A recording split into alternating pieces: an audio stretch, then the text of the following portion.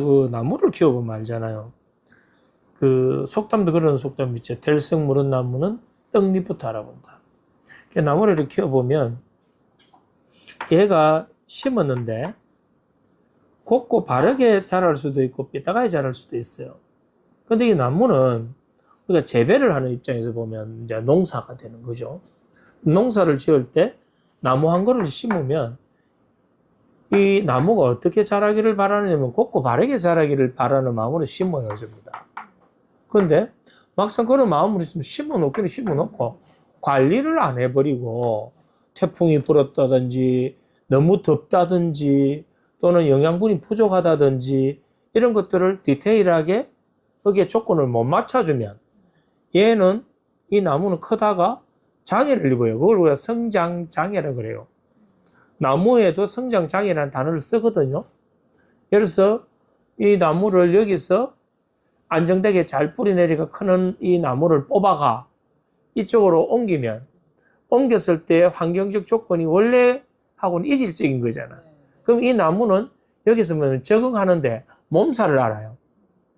몸살을 앓다가 적응이 되면 더 잘 크기도 하고 뭐 정상적으로 자라기도 하고 또 못 자라기도 하지. 근데 여기서 옮겼는데 옮긴 이 이질적인 조건이 이 나무에게 안 맞아지면 이 나무는 엄청난 몸살만 겪는 게 아니고 성장 장애를 입어버려요. 그럼 성장 장애를 입어버리면 이 나무가 이상하게 자라버린다든지 나무 색깔이 노랗게 된다든지 분명히 다른 나무들은 쭉쭉쭉쭉 잘 자라는데 지 혼자 뭔가 못 자라고 이렇게 쓰임새 없는 나무로 자라버려요. 이제 상품성이 없어졌다는 거지, 이 나무가. 그러니까 사람을 교육하는 것도 똑같아요. 어린 아이가 성장하는 과정에서 우리가 나무를 키우는 것과 똑같은 그런 좋은 조건들을 맞춰줘야 이 아이가 훌륭한 사람으로 성장하는 것이 행복한 존재로 살아갈 수 있는. 결국은 뭐냐면 나무를 키우고 하는 걸 우리가 농사라 그러잖아요. 그러면 자식을 키우는 것도 결국은 무슨 농사라고 이야기합니까? 자식 농사라는 이름을 붙이는 건 똑같다는 이야기예요. 그래서 아이를 키울 때 이런 조건을 잘 못 맞춰주게 되면 이 아이가 정말 불행한 존재가 될 수도 있다. 그게 자신의 선택이 대부분 아니죠. 부모의 어떤 역할을 못 했다든지 또는 주변의 어떤 환경적인 그런 조건들이 안 맞아져서 장애를 입은 거죠. 성장 장애를. 우리는 다른 말로 발달 장애를 입었다 이 말이에요. 지금 상황에서 이 친구는 답은 하나네. 주변 환경, 부모 양육 환경을 바꿔주는 부모의 변화가 우선이겠네. 그거 말고는 다른 솔루션이 없겠지? 그러니까 이제 이 버지니아 사티어 이 사람이 그 가족 치료의 창시자예요. 이 사람이 학교 교편을 잡고 있었는데 학생들을 문제 행동을 하는 학생들을 상담을 하고 치유하는 과정에서 분명히 뭔가 상담을 하고 치유를 하면 이 학생이 긍정적인 변화를 보여요. 그럼 이게 이제 변화되고 치유 효과가 나타난 거잖아. 근데 얘들을 내가 데리고 있을 수가 없거든. 귀가시켜야 된단 말이야, 학교에서는. 그러면 집에 갔다 오면 꼭 원래의 상태로 다시 돌아와 버리는 거예요. 이게 뭐냐면, 여기서는 어떤 변화를 일시적으로 일굴 수 있지만, 이 학생이 그동안 성장해왔던 그 가정 환경과 가족 간의 관계 부분에 어떤 해결책을 제시 못하면 일시적 변화에 머문다. 왜? 집에 가면 아버지가 안 변해 있고 엄마가 안 변해 있고 가족이 모두가 변하지 않는 상태, 환경이 변하지 않는 상태가 되면 어차피 인간은 환경에 적응해가는 동물이거든요. 그럼 다시 가정으로 돌아가면 원래 그 상태로 돌아가 버린다. 그래서 이제 이 상담을, 치유를 가족들을 함께 동참시켜서 진행하는 거예요. 그래서 가족들 동참시켜서 진행하니까 훨씬 더 효과가 좋다. 이게 가족 치료예요. 쉽게 설명하면.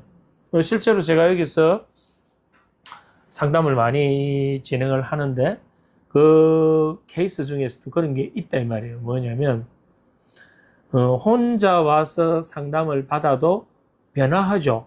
근데 그 변화가 좀 영속적이 되거나 좀 일관성을 가져줘야 되는데 좋아졌다가 또 안 좋아졌다가 계속 기복이 많이 생기는 거예요. 근데 물론 뭐 개중에서 뭐 변화를 크게 일구어서 효과를 보는 사람들도 많고, 근데 엄마나 아버지가 계속 함께 들어와서 상담 수업을 진행한 케이스는 대부분 효과가 아주 좋아요. 왜 그럴까요? 이게 바로 가정에서 가족의 이 역할, 가족이 함께 변화된 이 수업과 상담을 통해서 엄마도 변하고 아버지도 변하고 학생도 변했을 때 그 효과가 지속될 수 있다. 그리고 부부 상담을 해도 그렇거든요. 어떤 경우는 아내만 와서 상담을 하고 어떤 경우는 남편만 와서 상담을 하잖아요. 그래도 효과 있죠. 개인적인 어떤 심리적인 문제를 해결해 주는 데 도움이 되니까. 그런데 더 효과를 보려면 두 사람이 같이 오면 제일 좋죠. 두 사람 간에는 대화가 안 되는 게 제3자가 개입되면 대화가 되거든. 더 심층적인 부분을 끄집낼 수도 있고 서로의 입장을 좀 더 객관적으로 볼 수도 있고. 그래서 이제 아까 그 학생 같은 경우는 학생 본인의 어떤 문제를 해결하는 데 있어서 1대1로 하는 부분도 도움이 될 수 있지만 가족이 거기에 좀 동참해 주는 게 더 도움이 된다.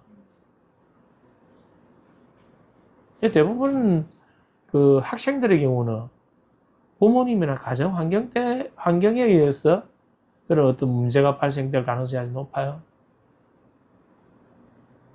본인이 너무 거기에 대해서 내가 책임져야 된다? 뭐 책임지는 건 아니에요. 내가 코치로서 그 학생에게 도움을 줄 수 있는 선에서 최선을 다하는 거지. 저 학생을 내가 반드시 내가 책임져야 된다? 그건 아니에요. 본인이 그것까지 해버리면 본인이 갖고 있는 그런 에너지들이 다른 어떤 부분에 좀 균등하게 가야 될 부분이 소진돼 버리지. 어쨌든 그런 케이스가 한 명 생긴다는 건 내 자신이 공부가 되는 거예요.